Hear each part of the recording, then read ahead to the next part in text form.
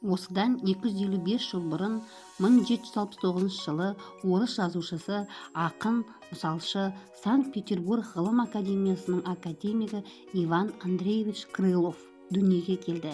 Мәскеу қаласында туған. Орыс әдебиетінің классигі мысал жанрын биік сынға сатыға көтерді. Өткірде айшықты тілмен, әжуаз қағымен ерекшеленетін 200-ден астам мысал жазды. Шығармаларында өмір шындығын терең бейнелеп, адам бойындағы жағымсыз қылықтарды шенеді. Қазақ оқырмандарын жазушының мысалдарымен алғаш рет Ыбырай Алтынсарин таныстырды. Қарға мен түлкі, Абай Құнанбаев Есек пен Бұлбұл, Шегіртке мен Құмырсқа атты мысалдармен таныстырды. Спандияр Көбеев үлгілі тәржіма атты кітап жазып, оған Крыловтың 37 мысалын аудармасын жазды.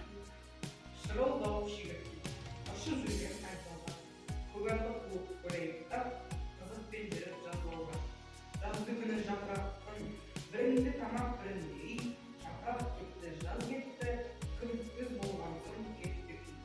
Жылы жаз жоқ, тамақ жоқ, өкінгеннен не пайда?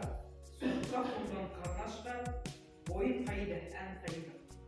Оңыменен тұрмайды. Қар көрінді, қыс болды, сауықшы сорлы өкшиді, тұмақ қиын іс болды. Секіру қайда сүрініп, қабағын қайда жабады? Салонда жатып дәмін жиған, құмырсқаны іздеп табады.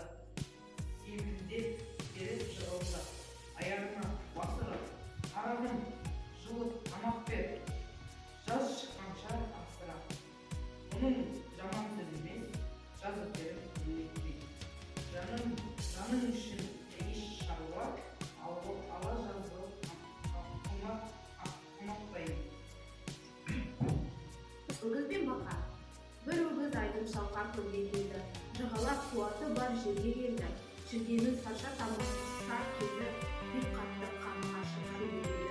Су ішіп көлдің шықты жағасына.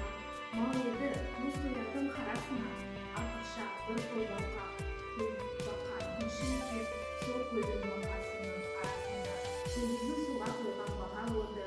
Секіріп көршісіне жетіп келді. Боламын, мен де сонау өгіздей деп. Жел тартып ісіп келуін қамын ерді.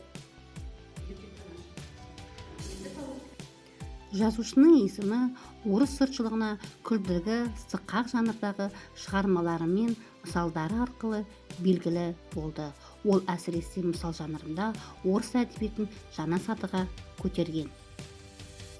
Олай болса, құрметті оқырмандар, сіздерді орталық балалар кітапханасына шақырамыз.